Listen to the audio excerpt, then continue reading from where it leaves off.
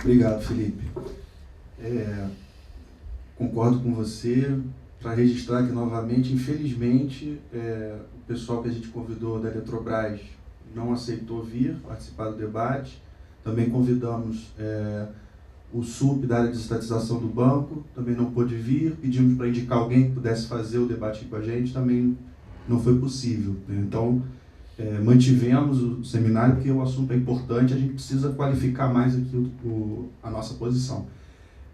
Então, eu vou abrir agora para as perguntas e gostaria que as pessoas viessem aqui na frente para fazer a pergunta, que a gente está filmando e aí fica melhor para o registro.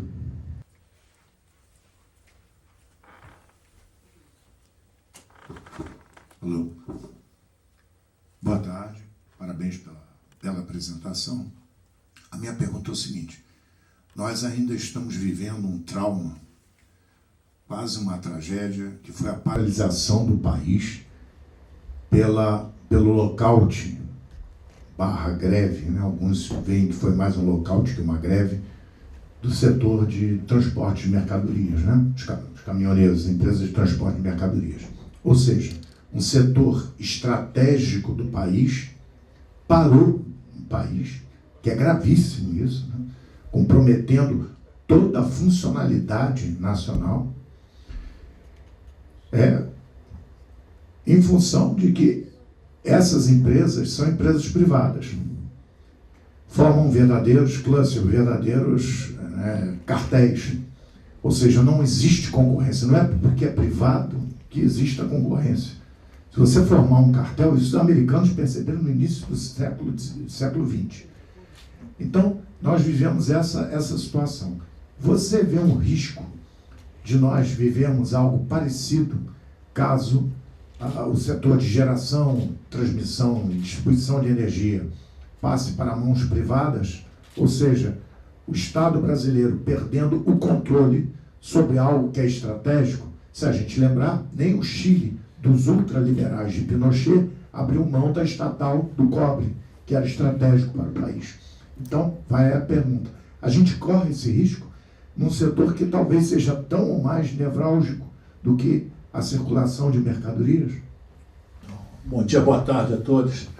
Não, o que eu gostaria era que a mesa, os dois palestrantes, ainda especialmente o Felipe, falasse que a luta pela privatização, embora a gente tenha vencido uma batalha do cancelamento aí, entre aspas, da MP 814, que ele falasse que a luta da privatização ainda continua.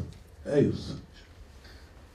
Pessoal, eu acho super importante o seguinte, que a gente entenda, porque eu queria ouvir dos palestrantes como é que tem sido, principalmente do Felipe, né, como a participação do BNDES nesse processo. Tá? Eu quero dizer o seguinte: o primeiro seminário que a gente fez depois de ser eleito foi um seminário sobre privatização. Foi bem polêmico esse seminário, e foi um seminário que também convidamos, na época, a diretoria que tinha tomado posse aqui, a Maria Silvia, os seus diretores, para participar do debate, porque o tema da privatização surgiu com muita força assim que a nova diretoria tomou posse. A Maria Silvia falou de privatização, eu me lembro que o Gustavo Franco, que teve aqui na posse dela, falou que era bom ouvir de novo se falar de privatização de forma clara, explícita. A Irina Landau também, na época, deu declarações nesse sentido. Então havia um entusiasmo com o tema da privatização. E aí isso pegou a gente numa situação curiosa. O BNDES participou intensamente das privatizações nos anos 90, continuou fazendo coisas associadas à privatização depois, mas ali participou com uma intensidade muito grande, e a gente voltava de novo, não a prática, mas a colocar a bandeira da privatização na casa, e nesse meio tempo isso não foi debatido na casa. Era uma coisa meio um tabu. Eu me lembro que nos vídeos que a gente assiste quando entra no banco, se fala assim: o BNDES nos anos 50 fez a infraestrutura, depois fez a indústria de base, e quando chegava nos anos 90 o BNDES privatizou. Era uma coisa assim que um pouco destoava do vídeo, não era, inclusive era breve no filme. Quando você assistia no vídeo, dava uma certa... Não tinha, assim, parecia não ter a mesma nobreza, a importância que teve os outros feitos do banco. a gente falava o seguinte, pô, como é que a gente resolve isso? Temos que fazer um balanço disso, vamos debater, vamos parar de tornar isso um tabu na casa. Certamente tem coisas positivas para se falar sobre as privatizações, como elas foram feitas. Então você possa argumentar, por exemplo, que se não tivesse sido o BNDES, poderia sido as privatizações feitas com menos rigor ou com mais problemas. Enfim, a gente precisava conscientizar, fazer um debate franco sobre isso, inclusive fazer um debate crítico também. Quer dizer, a gente participou disso, tem várias razões históricas para o BNDES participou disso, mas estava na hora de fazer um balanço. Será que temos que continuar envolvidos com isso? Então, agora, de novo, né, aí a coisa da Maria Silva, né, da Maria Silva acabou não saindo, acho que a SEDAI estava muito em foco, acabou não acontecendo, e aí com o governo, agora nessa coisa da Eletrobras, voltou com muita força. Está na hora da gente fazer um balanço. Eu, pessoalmente, acho que, como funcionários do BNDES, como associação dos funcionários, a gente tem que se posicionar, viu, Thiago? Acho que a gente tem que tomar uma posição. A nossa questão aqui, como associação, nunca foi imaginar que a gente tem que emitir uma opinião que represente a opinião de todos os funcionários do banco. Mas é a ideia de que os funcionários do BNDES não podem deixar de expressar sua opinião pública. Pelo menos uma opinião a gente quer seja tomada pelos funcionários do banco. Acho que o que é ruim é que essas coisas aconteçam e a sociedade não saiba de nenhuma posição, de nenhum grupo dos funcionários do banco. Então nós temos que, sem pretensão de estar falando por todos, falar uma posição que deve ter o quê? Deve ser consistente, deve ser bem informada, deve ser crítica. Então é isso que a gente se propõe a fazer. A gente gostaria demais que os colegas envolvidos nesse processo, os colegas da área de energia, participassem mais desse debate, dessem opiniões, levantassem problemas, questões que deveriam ser consideradas nessa posição que a gente vai tomar. Mas nós vamos. Tem muita coisa em jogo aqui. Para mim, como cidadão, tem uma questão fundamental que o Felipe levantou no final da apresentação. 70% dos brasileiros são contra a privatização. Porque um candidato a presidente não vai para os debates que vão ter agora, no final desse ano, e defende a privatização da Eletrobras. Se ele for eleito, assim como o Trump foi eleito prometendo construir um muro lá no México, alguma legitimidade ele tem. As pessoas vão poder disputar, mesmo depois da eleição, se deve ser feita a privatização, denunciar problemas, mas alguma legitimidade tem. O que não pode é você não botar em debate na sociedade a discussão, você saber que a opinião das pessoas é contrária e mesmo assim você tocar essa reforma. Isso é fazer da nossa democracia uma piada de mau gosto. É transformar todos nós em palhaços. Então, como membro da sociedade civil, a Associação dos Funcionários do BNDES, para nós é muito cara a opinião do povo. E eu acho que a gente tem que refletir isso no debate internamente na casa. Então essa é uma posição, assim, talvez tenha coisas para comentar sobre o que eu falei, mas estou mais preocupado em dar essa declaração do que fazer uma pergunta especificamente. Obrigado. Na verdade, até agora eu fiquei com vontade de complementar um pouco o que você falou. Na verdade, assim, o papel de privatizador do BNDES, ele é um papel legal. Né? O BNDES ele é o gestor do Fundo Nacional de Desestatização. Então, quando a União ou qualquer uma de suas controladas, que é o caso da Eletrobras, quer vender participação acionária numa empresa, essas ações são depositadas no FND, no Fundo Nacional de Desestatização, e o responsável é o BNDES por operacionalizar essa venda. No caso das distribuidoras Eletrobras, que é o que ele mencionou ali antes, eu acho que só faltou, Felipe, você dizer que elas também vão ser privatizadas, né? Porque ficou parecendo que elas iam, com a forma como você colocou na apresentação, fica parecendo que elas vão ficar, que essa conta vai ficar para a União. E essa conta não fica para a União, elas vão ser privatizadas. Né? E eu acho que uma coisa que é importante ser dita também é que, no caso dessas privatizações, o formato de como uma privatização acontece, ela é regida por lei e decreto. Então, são contratados 2 consultorias independentes de mercado que avaliam as companhias que estão sendo privatizadas e que fazem uma avaliação de mercado, valor dessas empresas, de quanto elas deveriam ir para um leilão público. Né? E a partir desse valor, definido esse valor é aprovado pela Assembleia da Eletrobras, pelo Conselho de Administração da Eletrobras e pela Assembleia da Eletrobras. Então, assim, esse valor ele é chancelado hoje pelo controlador da empresa e por todos os acionistas da empresa. Então é só esse esclarecimento que eu queria fazer, porque fica mesmo na questão do projeto de lei, né, que você tem o projeto de lei da privatização da Eletrobras propriamente dita, ele na verdade, ele dá um contorno de como essa privatização vai acontecer. Aconteceria, se fosse acontecer, né? Mas assim, se a proposta que vai para a União aprovar, né, e para a Assembleia aprovar desse aumento de capital, ela é muito mais complexa do que os termos que são tratados no projeto de lei. Então, se vai ser uma emissão de ordinária, se vai ter conversão de preferencial em ordinária, se vai vai migrar para o novo mercado ou não vai migrar para o novo mercado, como é que funciona a questão vocês estavam falando da questão do bloco de controle, né? Hoje o projeto de lei ele veda bloco de controle acima de 10%. Então, assim, são só algumas informações assim, que eu acho que para a apresentação ficar melhor, assim, se é que eu posso contribuir, eu acho que tem alguns detalhes que precisam ser adicionados. Nessa questão do bloco de controle, por exemplo, que a gente falou aqui, que, mas é isso se os chineses se juntarem e formarem um bloco de controle. Isso está previsto pelo projeto de lei que é proibido, e o órgão regulador disso, aí a gente tem que, de alguma forma, acreditar no regulador, é a CVM. Né? Se isso está estabelecido no Estatuto da Companhia, você não pode e não vai ter, e a CVM é hoje o órgão responsável por fiscalizar esse tipo de conduta. Né? Então, assim, só algumas coisas que eu queria dizer, mas parabéns pela apresentação. Eu acho que talvez a gente deveria, acho que levar isso para um ambiente talvez um pouco mais técnico. Tá? Eu acho que a gente está muito no âmbito político, de eu sou contra ou a favor. Eu sou funcionária do BNDES, então assim, eu acho que na casa a gente tem pessoas que são contra ou a favor do tema. Eu acho que não é uma unanimidade aqui. É claro que quando a gente está falando da gente, muda, né? Se fosse a privatização do BNDES, a coisa muda de figura, né? Mas assim, eu estou falando politicamente, a casa é muito dividida. Então eu acho que qualquer debate eu sou da AF, eu sou sócia da AF.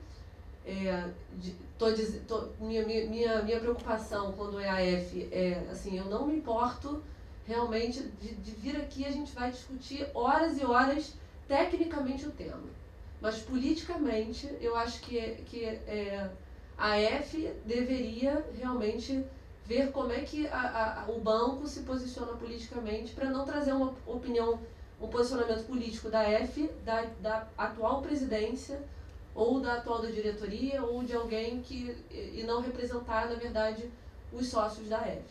Né? Assim, eu acho muito válida essa discussão, mas no âmbito técnico. No âmbito político, por isso que até que eu nem quero fazer pergunta, porque realmente assim, a gente vai acabar tendo discussões aqui políticas e não técnicas do tema. Né? Então, eu acho que assim, para ter discussão técnica, eu acho que tinha que estar mais recheado, como você falou com o pessoal da área de energia, que eu acho que pode discutir mais informações técnicas do tema. Acho que senão aqui vai ser realmente uma discussão política. Eu também concordo que é complicado ter uma coisa que é coletiva, digamos, ter uma posição disso. E aí, fazendo uma discussão técnica, certo? A discussão técnica não necessariamente entre se privatiza ou não privatiza, mas é uma questão técnica de se ver, que é a restatização desse processo, que não está em pauta. E eu digo isso por quê? Porque vários lugares, por exemplo, cidade de Hamburgo, isso assim, a restatização de serviços que você colocou, Felipe, de saneamento, ela está acontecendo em serviços de energia em vários lugares da Europa, certo? Especialmente a partir do momento que você está tendo iniciativas de transformar cidadãos comuns em prosumers, certo? Com solar, isso assim. Uma questão que tem que se entender é que quando você tem interesses privados constituídos, fica muito difícil, isso é uma questão técnica, isso não é uma questão política, fica muito difícil você fazer mudanças tecnológicas, porque afinal de contas, você fazer uma determinada mudança tecnológica, certo? Exemplo, a situação que você tem coisa na Flórida de impedir energia solar, as pessoas venderem energia solar sequer para os seus vizinhos. Porque isso vai afetar a margem de uma empresa que tem um contrato de exclusividade de distribuição de energia. Ou, por exemplo, a empresa do Texas que quer construir uma bateria para aproveitar, que mata com o negócio dos caras que fornecem energia nos momentos de pico. Certo? A solução que foi feita pela Tesla na Austrália fazia a mesma coisa lá. Então, há uma questão de ser entendida, e eu acho que a questão não é cair na armadilha que a janela de discussão técnica, não só política, mas técnica, é entre se estatiza, porque afinal de contas o setor privado é muito mais eficiente gerindo, que o digam a Enron e a Abengoa, que são bons exemplos da beleza da gestão privada desse processo, certo? Ou então as empresas de telecomunicação no Brasil que pararam de investir após a crise. Por quê? Porque na verdade eram empresas dos PIGs, e aí não dá para uma empresa de telecomunicação, uma empresa espanhola está investindo no Brasil no momento que a sua empresa na matriz está com problema. Ela não pode ter despesas de investimento. Tá? Então, puxar essa janela de discussão, tanto política quanto técnica, para o outro lado. Ou seja, acho que as privatizações, e esse é um problema da gestão de 2003 para cá, porque ela manteve uma fantasia de mercado que, no caso da Califórnia, na época, se mostrou um fracasso, certo? A ideia de que você tem ao mesmo tempo o mercado, ao mesmo tempo um determinado nível de proteção. Ou seja, ou você tem um processo que é controlado, bem regulado, ou você tem um processo em que é totalmente Pedro Parente livre mercado. O meio termo na Califórnia gerou uma crise de energia violenta, uma crise de preços. Certo? Eu me lembro do governador da Califórnia dizendo que ia resolver o problema fazendo uma linha longa até o estado de Nevada para buscar energia lá. Entende? Fazendo uma piada disso. Mas então eu queria que vocês explorassem isso, o outro lado da imaginação criativa, técnica, que é o que desse sistema precisa ser reestatizado, em função de que os processos que a gente tem de energia pela frente envolvem mudanças tecnológicas drásticas, especialmente em solar, envolvem tecnologias que vão ter que envolver sistemas que estão em casa de pessoas comuns, problemas de ciclos de energia, de fornecer energia nesse horário que o sol não está funcionando, problemas de estocagem em relação a isso e problemas de obsolescência tecnológica, que o único ator que eu vejo com capacidade de ter este tipo de prejuízo em função da necessidade tecnológica seja o Estado, que é o único ator que de fato não vai à falência. Eu sou Fernando, da Eletrobras. Primeiro, parabenizar aí pela apresentação.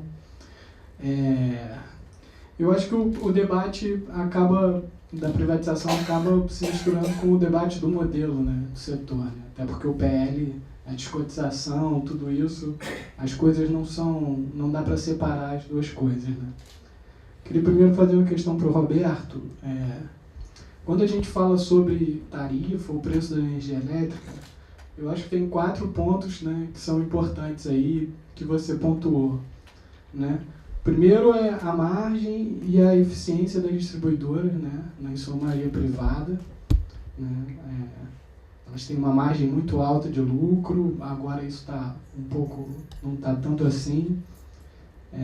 A eficiência é altamente questionável, né? Também os problemas da ANEEL.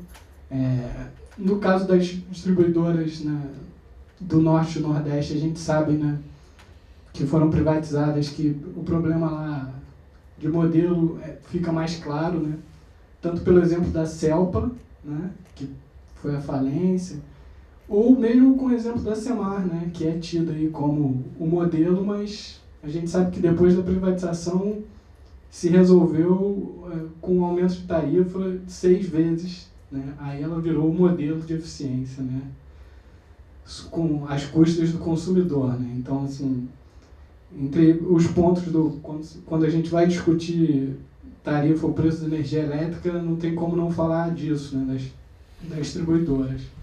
O outro ponto é a CPMF, né, que é uma discussão difícil, que envolve os estados, né, e a distorção que é um imposto sobre consumo, né, que acaba deixando a energia elétrica muito cara.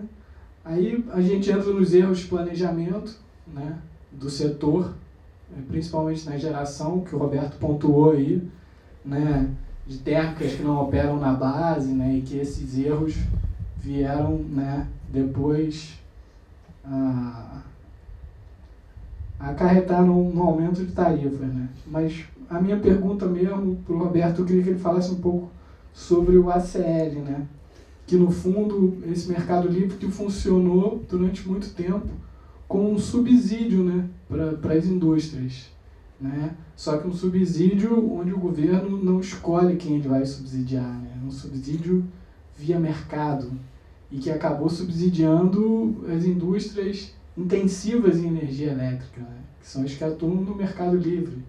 E aí você acaba subsidiando a indústria de alumínio, que, né, emprega pouco, né, e que é suja. Então, assim, do ponto de vista do interesse público, né, qual é a eficiência desse modelo, né? O que a gente pode, né, esse modelo que é obscuro, que é pouco transparente, né? Então, eu queria que o Roberto falasse um pouco sobre isso, até porque isso também esbarra na questão tem o outro lado do modelo que é a forma de despacho, né?